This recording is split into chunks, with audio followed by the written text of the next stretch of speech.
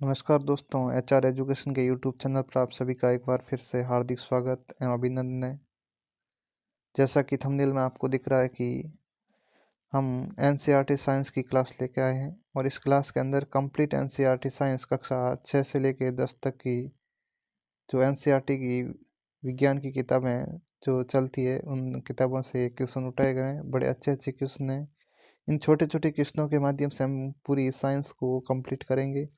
और आजकल के एग्ज़ाम में आपने देखा होगा, वो चाहे अधीनस्थ चयन बोर्ड का एग्ज़ाम हो, चाहे आरपीएससी का हो, चाहे एसएससी का हो, चाहे रेलवे का हो, साइंस का थोड़ा वेटेज ज़्यादा ही रहता है क्वेश्चन का और गलत होने के बहुत ज़्यादा चांस रहते हैं। तो से हम जो ये सीरीज लेके चल रहे हैं, इसके माध्यम से हम सभी कॉन्सेप्ट को क्लियर करने का प्रयास करेंगे। तो जुड़े रहे हमारे साथ लास्ट तक, और चैनल पर यदि नए आए तो चैनल को सब्सक्राइब करना ना भूलें और क्लास को लाइक शेयर कमेंट जरूर करें। तो देखा जाए तो रीट L1 L2 बड़ा महत्वपूर्ण, और L2 में भी साइंस के विद्यार्थियों के लिए बड़ा महत्वपूर्ण रहने वाला है। LDC, पटवार, वीडियो, जो चतुश्रेणी कर्मचारी, राजस्थान की वर्तमान की सबसे बड़ी भर्ती 50,000 प्लस पद है, जिसके अंदर इसके लिए भी बड़ी महत्वपूर्ण है। जनरल साइंस पूछी जाएगी। SI, कांस्टेबल, जेल प्रहरी, आरपीएससी और अधीनस्थ चयन बोर्ड की सभी एग्जाम और ऑल गवर्नमेंट एग्जाम, मतलब सेंट्रल लेवल के भी सीटेट तक के एग्जाम। ऐसा कोई एग्जाम होता नहीं आजकल जिसमें साइंस से पूछी ना जाए। और साइंस में भी एनसीईआरटी के बिल्कुल हूबहू किताब से क्वेश्चन मिलते हैं अगर ध्यान से देखा जाए तो शुरू करते हैं आज की क्लास। आज की क्लास का पहला सवाल हमारे सामने रहने वाला भाई। पहला सवाल है कि जीन शब्द किसने प्रस्तुत किया, मतलब जीन शब्द सर्वप्रथम किसने दिया? मेंडल ने, डार्विन ने, जॉनसन ने या लेमार्क? तो इसका सही आंसर होगा सी ऑप्शन। जो जीन शब्द है जो आनुवंशिकता से संबंधित है, ये सर्वप्रथम किसने दिया था भाई? जॉनसन ने दिया था। तो सही आंसर क्या हो जाएगा? सी। आपको बताना है मेंडल को भी कुछ कहा जाता है भाई, तो मेंडल का संबंध किससे है इसको भी जरूर बताएं, कमेंट में लिखें। नेक्स्ट देखें। नेक्स्ट प्रश्न है, नर युग्मक में गुणसूत्रों की संख्या कितनी होती है? 22, 23, 24 या 11? थोड़ा क्वेश्चन मिस्टेक है, देखते हैं बाद में। ये कह रहा है संख्या कितनी होती है, तो यहाँ पर दो प्रकार से क्वेश्चन बन सकते हैं। एक तो आपको पूछ सकता है कि कितने जोड़ी गुणसूत्र होते हैं, और एक आता है कितनी संख्या में गुणसूत्र होते हैं। तो संख्या पूछी जाए तो होती है 46, और जोड़ी पूछा जाए तो कितने होते हैं भाई? 23 जोड़ी। और एक जोड़ी मतलब 2, तो 23 का डबल कितना हो गया? 46। तो जोड़ी में तो होंगे 23 और संख्या में पूछे जाए तो होंगे 46। तो सही ऑप्शन कौन सा हो जाएगा? इसमें यहाँ पर ऑप्शन है नहीं, लेकिन यहाँ पर गुणसूत्रों की संख्या देखी जाए तो कितनी होगी भाई? 46 होगी। आप 46 लिख लेना। और कितने जोड़ी होते हैं? तो 23 जोड़ी होते हैं। नेक्स्ट प्रश्न देखें। नेक्स्ट प्रश्न है, ओजोन परत पाई जाती है। ओजोन परत किस है, हम जिसको मंडल बोलते हैं, कौन से लेयर में पाई जाती है? अलग अलग परतें होती है धरती से ऊपर वातावरण में, तो उनमें कौन सी परत में पाई जाती है? स्ट्रेटोस्फीयर, एक्सोस्फीयर, आयनोस्फीयर या ट्रोपोस्फीयर? मतलब सौर मंडल, समताप मंडल, आयन मंडल और बहिर्मंडल में से किस में पाई जाती है? तो इसका सही आंसर हो जाएगा भाई ए ऑप्शन, स्ट्रेटोस्फीयर, जिसको हम क्या कहते हैं भाई? समताप मंडल।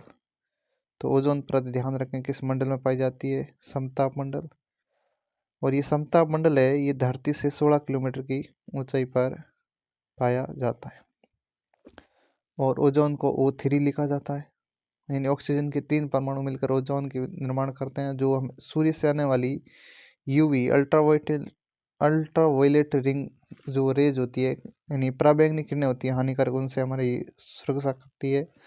और ध्यान रखें इस ओजोन परत की जो मोटाई है, इसको किस में मापा जाता है? डॉप्सन में। किस में मापा जाता है भाई? डॉप्सन एक इकाई होती है, इसके अंदर आपको इससे ओजोन परत की मोटाई को मापा जाता है। तो एक पर्सन के साथ बहुत सारे आपके कॉन्सेप्ट क्लियर हो रहे हैं। आगे बढ़े। नेक्स्ट प्रश्न कह रहा है किशोर अवस्था में होने वाले शारीरिक परिवर्तनों का कारण कौन सा है? Testosterone, oestrogen. आपको ध्यान होना चाहिए सभी हार्मोन है, किस हार्मोन के कारण किशोर अवस्था में शारीरिक परिवर्तन होते हैं, थायरोक्सिन या फिर ए और बी। तो यहाँ पर देखा जाए तो थायरोक्सिन हार्मोन से कोई विशेष परिवर्तन नहीं आता है, यानी अलग अलग लिंक से लेंगे संबंधित है, अवस्था में चेंज होने से कोई परिवर्तन नहीं आना है। वो किससे आता है भाई? ये ए और बी दोनों, यानी टेस्टोस्टेरोन और एस्ट्रोजन दोनों से आते हैं। जो ये टेस्टोस्टेरोन हार्मोन है ये किस में होता है भाई? पुरुषों के अंदर यानी नर के अंदर पाया जाता है। और ये एस्ट्रोजन है ये किस में स्रावित होता है भाई? मादा के अंदर यानी स्त्रियों में होता है। इसके कारण मादा के यानी स्त्रियों के लक्षण दिखने शुरू हो जाते हैं, और इस हार्मोन के कारण टेस्टोस्टेरोन के कारण पुरुषों जैसे लक्षण दिखने शुरू हो जाते हैं किशोर अवस्था में। ध्यान रखें इन दोनों हार्मोनों को लिंग हार्मोन भी कहते हैं। नए टाइप से प्रश्न ये भी बन सकता है कि लिंग हार्मोन कौन कौन से हैं? तो टेस्टोस्टेरोन और एस्ट्रोजन दोनों लिंग हार्मोन हैं। कक्षा 8 की एनसीईआरटी में बिल्कुल ऐसा हूबहू दे रखा है। नेक्स्ट प्रश्न देखें। नेक्स्ट प्रश्न कह रहा है मानव हृदय में कितने कोष्ठ होते हैं, कितने चैम्बर होते हैं? 3, 4, 8 या 2? तो आपको पता होना चाहिए कि मानव हृदय के अंदर 4 चैम्बर होते हैं। कितने भाई? 4 चैम्बर इस प्रकार से होते हैं। यहाँ पर 2 ऊपर नीले आलिंद होते हैं और 2 नीचे नीले होते हैं। ये बायां आलिंद, बायां नीले, दायां आलिंद और दायां नीले। तो इनकी कार्य प्रणाली बिल्कुल आपने कहीं देखी होगी, नहीं तो इसके संबंध में क्लास लेके आएंगे हृदय से संबंधित। तो कुल कितने चैम्बर हो गए? चैम्बर की बात की जाए तो भाई 1, 2 यानी 2 आलिंद 2 नीले, कितने हो गए भाई? 4। तो सही ऑप्शन कौन सा हो जाएगा हमारा? बी ऑप्शन बिल्कुल राइट हो जाएगा।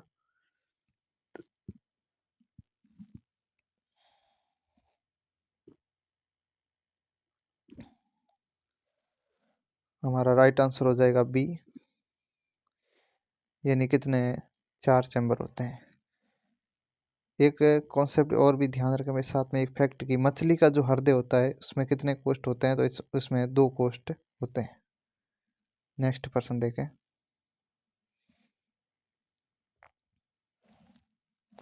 नेक्स्ट प्रश्न है रक्त क्या है? ऊतक है, कोशिका है, पदार्थ है या इनमें से कोई नहीं? तो ध्यान रखना चाहिए कक्षा 9 की एनसीईआरटी में दे रखा है कि जो रक्त है वो एक तरह का ऊतक है। ऊतक भी कौन सा? संयोजी ऊतक। और संयोजी में भी कौन सा? तरल संयोजी ऊतक। कौन सा ऊतक भाई? रक्त तरल संयोजी ऊतक है। तरल संयोजी ऊतक है। तो बड़ा महत्वपूर्ण क्वेश्चन है, अच्छा क्वेश्चन है कि रक्त कौन सा ऊतक है? तरल संयोजी ऊतक है। राइट आंसर हो गया ए। आप इन प्रश्नों को नोट करते रहें और लास्ट तक देखें कि आपके कितने प्रश्न मेरे बताने से पहले आपको बिल्कुल सही आंसर आ रहा था। वो कमेंट में ज़रूर लिखें कि 10-15 जितने भी क्वेश्चन थे उसमें से आपके कितने सही हो रहे हैं। प्रोटोजोआ उत्सर्जी पदार्थों का निष्कासन कैसे करता है? तो आपको पता होना चाहिए कक्षा 8 में दे रखा है कि सूक्ष्म जीवों के 4 वर्ग हैं, जीवाणु, कवक, प्रोटोजोआ और शैवाल। और एक अलग से कैटेगरी में दे रखा है वायरस, जो भी सूक्ष्म जीवों की कैटेगरी में नहीं आ सकता, थोड़े से अलग लक्षण होते हैं उसके। इन चारों में से जो प्रोटोजोआ है, फॉर एग्जाम्पल कह सकते हैं अमीबा है, पैरामीशियम है, ये जितने भी उत्सर्जी पदार्थ करते हैं इनका निष्कासन कैसे करते हैं? वातावरण के अंदर। तो आपको पता होना चाहिए ये निष्कासन कहें या श्वसन कहें या भोजन ग्रहण करना, ये सभी क्रियाएं अपने शरीर की बाह्य सतह से करते हैं। इस प्रकार का एक अमीबा देखा जाए तो शरीर की बाह्य सतह से करता है। यानी कौन सी प्रक्रिया? विसरण द्वारा करते हैं। सामान्य विसरण प्रक्रिया द्वारा ये अपना श्वसन, भोजन और उत्सर्जन जैसी क्रियाएं संपन्न करते हैं। तो सही आंसर हो जाएगा हमारा बी। नेक्स्ट देखें। नेक्स्ट प्रश्न है मनुष्य के शरीर की सबसे बड़ी ग्रंथि कौन सी है? अग्नाशय, अंडाशय, एड्रिनल या यकृत? तो यहाँ पर आपको सही आंसर बता दें कि सबसे बड़ी ग्रंथि मानव शरीर की वो है यकृत, जिसको हम लिवर भी कहते हैं। वो कौन सी है भाई? लिवर है। आपको कमेंट सेक्शन में बताना है कि अग्नाशय ग्रंथि से एक कौन सा हार्मोन है वो स्रावित होता है। हार्मोन का नाम आपको बताना है, बिल्कुल बड़ा महत्वपूर्ण हार्मोन है, हर एग्जाम में पूछा जाता है। और जिसकी कमी से आपको पता होना चाहिए मधुमेह, डायबिटीज या शुगर हो सकता है। तो वो हार्मोन कौन सा है? कमेंट में लिखें। नेक्स्ट प्रश्न देखें। नेक्स्ट प्रश्न है, शरीर का संतुलन बनाए रखता है। शरीर का संतुलन मस्तिष्क का कौन सा भाग, ये मस्तिष्क के अलग अलग पार्ट दे रखे हैं, सेरिबलम, क्रेनियम, मस्तिष्क स्टेम या सेरिब्रम। तो जो शरीर का बैलेंस बनाने का भाग कार्य है वो कौन सा करता है भाई, सेरिब्रम। कौन सा करता है, सेरिबेल, जिसको हम हिंदी में कह सकते हैं अनुमस्तिष्क। ये बिल्कुल मस्तिष्क के पश्च भाग में स्थित होता है, हमारे शरीर के पश्च भाग में अनुमस्तिष्क। ये बैलेंस बनाने का कार्य करता है, बैलेंस बनाने का कार्य करता है। जब आदमी शराब पीता है यानी अल्कोहल का नशा करता है, तो अल्कोहल का नशा करने पर आपने देखा होगा उसके शरीर का बैलेंस बिगड़ जाता है, यानी कौन सा भाग डिस्टर्ब हो जाता है, यही सेरिबेलम है, जिसको अनुमस्तिष्क कहते हैं, ये डिस्टर्ब हो जाता है। नेक्स्ट देखें। नेक्स्ट प्रश्न है, आनुवंशिकता के पिता कौन कहे जाते हैं। ये प्रश्न आ ही गया है भाई, आनुवंशिकता के पिता, हेरेडिटी, फादर ऑफ हेरेडिटी किसे कहा जाता है।